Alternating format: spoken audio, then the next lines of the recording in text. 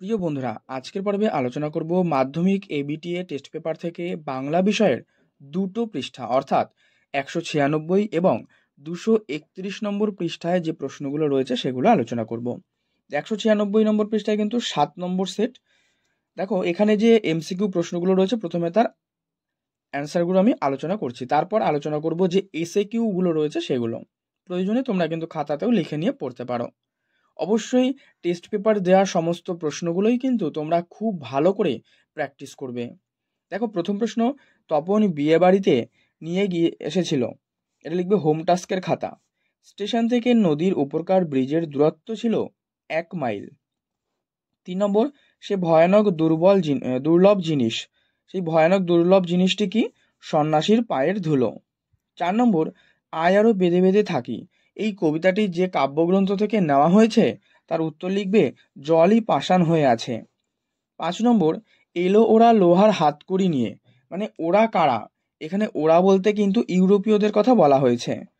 6 নম্বর, কবি নূতনের কেতন বলেছেন। কাল বৈশাখীর ঝড়কে কিন্তু কবি নূতনের কেতন বলেছেন। 7 নম্বর, বাংলা ভাষায় বিজ্ঞান চর্চার একটি প্রধান বাধা হলো। এটা লিখবে ঘ, অর্থাৎ বাংলা পারিভাষিক শব্দের অভাব। 8 নম্বর, বিজ্ঞানের সঙ্গে পূর্ব পরিচয় নেই যে শ্রেণীর পাঠকের, তা কিন্তু প্রথম শ্রেণীর। নেক্সট, অনেক ধরে ধরে টাইপরাইটারে লিখে গেছেন মাত্র একজন। তিনি কে? তিনি হলেন অন্নদাশঙ্কর রায়। তারপরে বলেছে 10 দাগে, পূর্বপদ প্রাধান্য পায়। মানে তারপরে সমাসের অপশনগুলো দেয়া। তাহলে পূর্বপদ প্রাধান্য পায় লিখবে যে অব্যয়ীভাব সমাসে, অর্থাৎ ঘ। এটা হবে সঠিক উত্তর। 11 নম্বর, নিচের কোনটি নির্দেশকের দৃষ্টান্ত? নির্দেশকের দৃষ্টান্ত কিন্তু গুলি। মেবারের পাহাড় লজ্জায় মুখ ঢাকছে, রেখাঙ্কিত পদটির কারক বিভক্তি। মানে এই যে লজ্জায়, এটা নিচে আন্ডারলাইন করা রয়েছে। উত্তর লিখবে এটি করণ কারক, আর বিভক্তি হয়ে যাবে কি? অন্তস্থ বিভক্তি। একই ধাতু থেকে কোনো বাক্যের কর্তা ও ক্রিয়াপদ উৎপন্ন হলে কর্তাটি হবে কিন্তু সমধাতুজ কর্তা। যুদ্ধে স্থির থাকেন যিনি, এই শব্দটির সমাসবদ্ধ পদ হবে, তিনি হচ্ছেন যুধিষ্ঠির। ছাত্ররা অঙ্ক করছে, বাক্যটিকে কর্মবাচ্যে রূপান্তরিত করলে কি দাঁড়াবে? দেখো এখানে দাঁড়াবে যে ছাত্রদের দ্বারা অঙ্ক করা হচ্ছে, এটা হয়ে যাবে সঠিক উত্তর। ধার্মিকেরা সুখী, এই বাক্যটিকে জটিল বাক্যে রূপান্তরিত করলে কি হবে? যে যারা ধার্মিক তারা কিন্তু সুখী। 17 নম্বর, কর্তার উল্লেখ থাকে না। কোথায়? এটা হবে কর্মকর্তৃবাচ্যে। এবারে দেখো পরবর্তীতে তোমাদের যে এসএকিউ পার্টগুলো রয়েছে, দেখো এখান থেকে বলছে প্রথম 2-1, কোন কথা শুনে তপনের চোখ মার্বেল হয়ে গিয়েছিল? এই প্রশ্নের উত্তরে তোমরা যে উত্তরটি করবে তা লিখবে যে তপন নতুন মেসোমশাই একজন লেখক, এই কথা শুনে কিন্তু তপনের চোখ মার্বেল হয়ে গিয়েছিল। মানে তপনের মেসোমশাই একজন লেখক ছিলেন, এই জন্যই। 2 নম্বর প্রশ্ন কি রয়েছে? যে নদের চাঁদের মন থেকে কখন ছেলে মানুষই আমোদ মিলিয়ে গেল? উত্তর লিখবে মুষলধারে বৃষ্টি হওয়ায় নদীর যে অশ্রুতপ্রভ শব্দের সঙ্গে বৃষ্টির শব্দ মিশে গিয়ে কিন্তু যে সঙ্গত সৃষ্টি হয়েছিল তাতেই নদের চাঁদের মন থেকে ছেলে মানুষের আমোদ মিলিয়ে গিয়েছিল। নেক্সট, অমৃত আর এসবও রণভূমি ত্যাগ করলো। রণভূমিতে কি ঘটেছিল? দেখো এখানে রণভূমিতে কিন্তু সে ঈশব কালিয়াকে ল্যাং মারায়, সে কিন্তু ব্যাঙের মতো হাত পা ছড়িয়ে আর কি মাটিতে পড়ে চিৎকার শুরু করে। ঠিক আছে। নেক্সট 4 নম্বর, সন্ন্যাসী হাসলেন আর চলে গেলেন। মানে সন্ন্যাসীর হাসির কারণ লিখবে সন্ন্যাসী চলে যাওয়ার সময় কিন্তু জগদীশবাবুকে 100 টাকার একটা নোট জোর করে তার যে ঝোলা তার ভেতরে দিয়ে দিয়েছিলেন। দেখো স্ক্রিনে তোমরা এর উত্তরগুলো দেখতে পাচ্ছ, এগুলো তোমরা অবশ্যই কিন্তু লিখে নিও খাতাতে, তারপর তোমরা কিন্তু প্র্যাকটিস করবে, মুখস্থ করবে। নেক্সট 5 নম্বর, তার লাঞ্ছনা এই কালো চামড়ার নিচে কম জ্বলে না। বক্তা কোন লাঞ্ছনার প্রতি ইঙ্গিত করেছেন? মানে কয়েকজন যে ফিরিঙ্গি যুবক অপূর্বকে লাথি মেরে কিন্তু প্ল্যাটফর্ম থেকে বের করে দিয়েছিল, এটাই। এবার 2.2 কি বলেছে? যে এই মুহূর্তে মরে যাব নাকি। এই মুহূর্তে বলতে বক্তা কোন সময়কে বুঝিয়েছেন? মানে সেই সংকটময় পরিস্থিতিতে মানুষ যখন আশ্রয়হীন হয়ে পড়ে তখন কিন্তু সেই মৃতপ্রায় মানুষদের মনে এই সংশয়পূর্ণ জিজ্ঞাসা থাকে আর কি। ঠিক আছে, যে এই মুহূর্তে মরে যাব নাকি। 2 নম্বর, আসছে ভয়ঙ্কর। ভয়ঙ্কর কিভাবে আসছে? বজ্র শিখার মশাল জেলে কিন্তু ভয়ঙ্কর আসছে।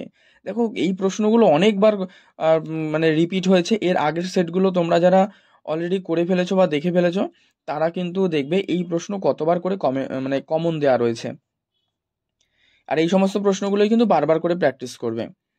তাহাতে বিচিত্র টঙ্গী, এই টঙ্গী শব্দের অর্থ কি? টঙ্গী শব্দের অর্থ প্রাসাদ।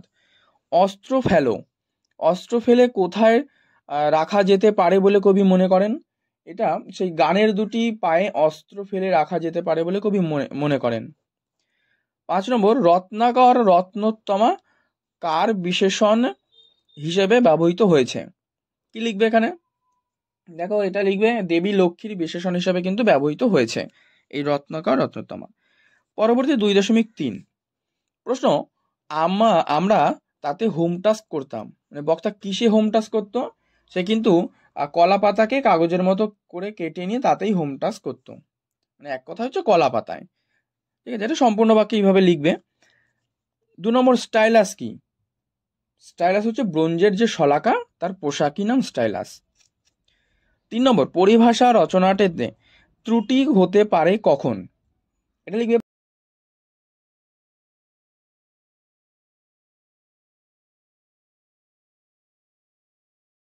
তাদের নতুন করে শিখতে হচ্ছে। কি শিখতে হচ্ছে? এইটা আমি একটু তোমাদের লিখে দিয়েছি, দেখো 2 লাইনে, যে সরকারি কাজকর্মে বাংলা পারিভাষিক শব্দ ব্যবহার শুরু হওয়ায় অনেক ইংরেজি জানা ব্যক্তি কিন্তু মুশকিলে পড়েছেন। কারণ কি? কারণ তাদের সেই পরিভাষা কিন্তু নতুন করে শিখতে হচ্ছে, এই জন্যই আর কি তাদের নতুন করে শিখতে হচ্ছে। মানে এই প্রশ্নের উত্তরটা এইভাবে লিখবে।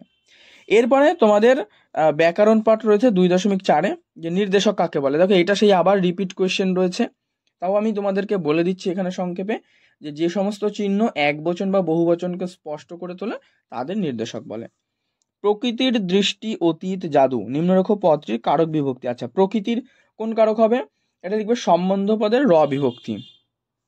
উপমিত ও উপমান কর্মধারায় সমাসের একটা পার্থক্য। দেখো উপমিত কর্মধারায় সমাসে কিন্তু পূর্বপদ আর পরপদ উভয়ই বিশেষ্য হয়, আর উপমান যে কর্মধারা সমাসে পূর্বপদ হয় বিশেষ্য আর পরপদ বিশেষণ হয়। ক্লিয়ার? নেক্সট 4 নম্বরে তোমাদের দেখো যে রয়েছে হস্তাক্ষর, মানে এটার ব্যাস বাক্য সহ আবার সমাসও জানতে চাইছে। বেশ, তাহলে হস্তাক্ষরের ব্যাস বাক্য তোমরা লিখবে হস্ত দ্বারা নির্মিত অক্ষর। ঠিক আছে, আর যদি সমাস হয় মধ্যপদলোপী কর্মধারায় সমাস। 5 নম্বর, লেখার পাত বলতে শৈশবে আমাদের ছিল কলা পাতা। জটিল বাক্যে লিখবে যে লেখার পাত বলতে যা বোঝায় তা শৈশবে আমাদের ছিল কলা পাতা, এটা লিখবে। নেক্সট, এটা আরো অনেকভাবে লেখা যায়, তোমরা অন্যভাবে যদি লিখতে চাও লিখতে পারো, তবে অবশ্যই একবার কমেন্টে তোমরা কিন্তু লিখে দেবে। 6 নম্বর, একটি গৌণ কর্মের উদাহরণ দাও। এটা লিখবে বাবা আমাকে একটি কলম কিনে দিয়েছেন। গৌণ কর্ম। ঠিক আছে, আগের দিন এটা বুঝিয়ে দিয়েছি ক্লাসে, তোমরা আগের পর্বের ভিডিওটা দেখে নিও, এর আগের যে পেজগুলো আমি আলোচনা করেছি ওখানে কিন্তু ডিটেলসে বলা রয়েছে। 7 নম্বর, অনেকক্ষণ চুপ করে রইলেন, এই বাক্যটিতে ভাববাচ্য রূপান্তর করো। দেখো অনেকক্ষণ চুপ করে থাকা হলো, এটা লিখবে। 8 নম্বর, কর্মকর্তৃবাচ্য, মানে যে বাচ্চে কর্তা অনুপস্থিত থাকে এবং কর্মই কিন্তু কর্তা রূপে প্রতীয়মান হয়, ঠিক আছে, তাকেই কর্মকর্তৃবাচ্য বলে। নেক্সট, কুম্ভ করে যে, এই ব্যাস বাক্যটি সমাসবদ্ধ করে সমাসের নাম। কি লিখবে? কুম্ভকার, উপপদ তৎপুরুষ সমাস। 10 নম্বর, একটি নিত্য সমাসের উদাহরণ। নিত্য সমাসের উদাহরণ লিখবে অন্নগ্রাম, গ্রামান্তর। হলো, এবারে দেখো পরবর্তী প্রশ্ন। এবার হচ্ছে পরবর্তী দেখো 231 নম্বর পৃষ্ঠা, 8 নম্বর সেট, বাংলা বিষয়। ঠিক আছে, এবার দেখো এখান থেকে উত্তরগুলো তোমরা দাগ দিয়ে নাও। যে এইসব কথা বলার দুঃখ আছে, এখানে বক্তা কিন্তু রামদাস। এ বিষয়ে সন্দেহ ছিল তপনের, মানে সন্দেহের বিষয়টা কি? যে লেখকরা আর 5 জনের মতো সাধারণ মানুষ। 3 নম্বর, নদের চাঁদ স্টেশনে মাস্টারি করছে, মানে কত বছর? এটা লিখবে 4 বছর। তারা আর স্বপ্ন দেখতে পারলো না, এখানে তারা বলতে কিন্তু এখানে দেবতাদের কথা বলা হয়েছে। খুরের দাপট তারায় লেগে উল্কা ছুটায়, শূন্যস্থানে কি বসবে? নীল খিলানে। 6, কয়দণ্ডের চিকিৎসায় পঞ্চকন্যার জ্ঞান ফিরে আসে। উত্তর লিখবে 4 দণ্ড। ঠিক আছে, 4 দণ্ড। যেটি কালী কোম্পানি পাইলট। আমাদের আলংকারিকগণ শব্দের ত্রিবিধ কথা বলেছেন, সেটা কি লিখবে? এখানে লিখবে অভিধা, লক্ষণা এবং ব্যঞ্জনা, মানে ঘ হয়ে যাবে কিন্তু সঠিক উত্তর। 9 নম্বর প্রশ্ন, কেরি সাহেবের মুন্সি, কেরি সাহেবের মুন্সি ছবিতে দেখা যায়, সঠিক উত্তর লিখবে এখানে দোয়াতে গোজা পালকের কলম, মানে প্রথমটাই। তরে অনুসর্গ ব্যবহার করা হয় নিমিত্ত কারকে। তথা কন্যা থাকে সর্বক্ষণ, নিম্নরেখ পদটি, কি লিখবে এটা? এখানে 11 দাগে লিখবে কিন্তু এটা অধিকরণ কারক। 12 নম্বর, কলমে কায়স্থ চিনি, নিম্নরেখ পদটি কি? এটা লিখবে 12 ক্ষেত্রে করণ কারক, কলমে কায়স্থ চিনি, 12 দাগ, ঠিক আছে। 13 নম্বর, ভবসংসার পদটি যে সমাসের উদাহরণ, এখানে 13 দাগের অ্যান্সার করবে কিন্তু সমাস জানতে চাইছে, তাহলে এটা কর্মধারায় হবে। 14 নম্বর, অপ্রধান খণ্ডবাক্যে থাকে যে বাক্যে, কোন বাক্যে অপ্রধান খণ্ডবাক্য থাকে? এটা জটিল বাক্যে। বুড়ো মানুষের কথাটা শুনো, এই যে বাক্যটি, এটা কিন্তু অনুজ্ঞাসূচক বাক্য। যে বাচ্চের রূপান্তর হয় না, কি লিখবে? কোন বাচ্চের রূপান্তর হয় না? এটা লিখবে কর্মকর্তৃবাচ্য। আর বধুরা প্রদীপ তুলে ধরো, এটা যে বাচ্য, এটা হচ্ছে কর্তৃবাচ্য। এবারে তোমাদের এসএকিউ প্রশ্ন দেখো, এখানে প্রথম কি রয়েছে। তার আগে প্রিয় বন্ধুরা, আজকের পর্ব যদি ভালো লাগে অবশ্যই একটি লাইক করে দিও, তোমার বন্ধুদের মধ্যে শেয়ার করে দিও আজকের পর্ব, তাহলে তারাও কিন্তু খুবই উপকৃত হবে। আর চ্যানেলে নতুন হলে অবশ্যই চ্যানেলটি সাবস্ক্রাইব করে পাশের বেল বাটন কিন্তু অল করে রেখো। দেখো এসএকিউ প্রথম প্রশ্ন, সূচিপত্রেও নাম রয়েছে, মানে কোন নামটি রয়েছে এটা কিন্তু এখানে জানতে চাইছে। সূচিপত্রে নাম রয়েছে প্রথম দিন, যে গল্পটা কার লেখা? শ্রী তপন কুমার রায়, ঠিক আছে।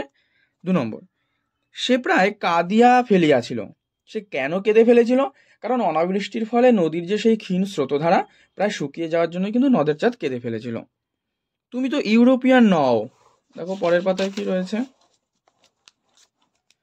কি বলছে এখানে, কে কাকে কথা বলেছে? আচ্ছা, লিখবে বর্মা সাব ইন্সপেক্টর সাহেব অপূর্বকে উদ্দেশ্য করে কিন্তু একথা বলে। 4 নম্বর, কিন্তু দোকানদার হেসে ফেলে, কেন হেসেছিল? কারণ বহুরূপী হরিদার বাইজির ছদ্মবেশ দেখে কিন্তু দোকানদার হেসে ফেলে। না, তাহলে মা আমাকে ঠ্যাঙাবে, মা কেন ঠ্যাঙাবে? কারণ ছেলের দল ঈশব আর অমৃতকে কিন্তু কুস্তি লড়ার কথা বললে অমৃত তাদের জানায় যে কুস্তির কারণে তার নতুন জামা ছিঁড়ে গেলে বা নোংরা হলে তার মা তাকে ঠ্যাঙাবে। পরবর্তী এবার 2-2 প্রশ্ন, অস্ত্রের বিরুদ্ধে গান কবিতায় গানকে কবি ঋষি বালক বলেছেন কেন? কারণ গান কিন্তু ঋষিদের মতো হিংসা ও মালিন্যহীন নির্মোহ মূর্তি। আমরা ভিখারি 12 মাস, ভিখারি কেন? কারণ সেই সংকটময় পরিস্থিতিতে সাধারণ মানুষের জীবন বিপন্ন, আর তারা আশ্রয় ও জীবিকা হারিয়ে ভিক্ষাবৃত্তিকে অবলম্বন করে উঠেছে, তাই আর কি তাদের ভিখারি বলেছেন। সভ্যতার শেষ পুণ্যবাণী কি? শেষ পুণ্যবাণী হচ্ছে ক্ষমা করো। পঞ্চকন্যা পায়লা চেতন, পঞ্চকন্যার নাম কি? দেখো পঞ্চকন্যা হচ্ছে এখানে সিংহলরাজ সেই গন্ধর্ব সেনের আর কি কন্যা পদ্মাবতী ও তার সখীরা, ঠিক আছে। প্রণমিয়া ধাত্রীর চরণে, ধাত্রীর পরিচয় দাও। দেখো ধাত্রীমাতা প্রভাসা, তিনি সেই রাক্ষসীর ছদ্মবেশী লক্ষ্মী আর কি দেবীকে বোঝানো হয়েছে।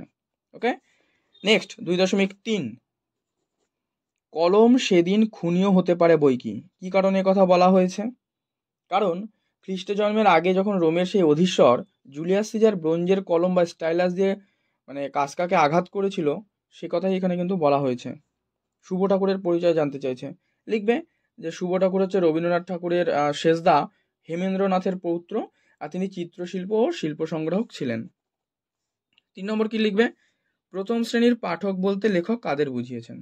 মানে প্রথম শ্রেণীর যারা হচ্ছে কি ইংরেজি জানে না বা অতি অল্প জানে, তারাই হচ্ছে প্রথম শ্রেণীর লেখক। এদেশে বিজ্ঞান শিক্ষার বিস্তার হলে এই অসুবিধা দূর হবে। কোন অসুবিধা দূর হবে? যে এদেশের জনসাধারণের বৈজ্ঞানিক জ্ঞান নগণ্য হওয়ায় বয়স্কদের জন্য গোড়া থেকে লিখতে হয় আর কি, মানে এটা দূর হবে। এরপরে আবার সেই ব্যাকরণ পাঠ দেখো, 10টা প্রশ্ন। অনুক্তকর্তা কাকে বলে? মানে ভাববাচ্চে হচ্ছে কর্তা প্রধান রূপে উক্ত হয় না বলে তাকে অনুক্তকর্তা বলে, ঠিক আছে। 2 নম্বর, অনুসর্গের দুটো নাম, ওই তো পরাসর্গ আর কর্মপ্রবচনীয়। 3 হচ্ছে সে কলকাতা থেকে আসবে, কারক বিভক্তি, তাহলে কোথা থেকে আসবে? অপাদান কারক। আর বিভক্তি হচ্ছে থেকে, এটা থেকে অনুসর্গ হবে, ঠিক আছে, বিভক্তি নয়, থেকে অনুসর্গ। কোন সমাসে পূর্বপদ প্রধান হয়? অব্যয়ীভাব সমাসে। এটা আগে যে সেটটা করলে 196 পাতায় ওখানে দেখবে এমসিকিউতেই দেওয়া রয়েছে এই প্রশ্নটি, আর এখানে এইখানে এইভাবে দেওয়া রয়েছে এক কথায়। 5 নম্বর, অপাদানে অন্তঃস্থ বিভক্তির উদাহরণ দাও। টাকায় টাকা হয়, এটা লিখবে টাকায়, তাই না? নৌকাটি বেশি বড় নয়, সদর্থক বাক্যে নৌকাটি ছোট। 7 নম্বর, সরল বাক্যে বাক্য কাকে বলে?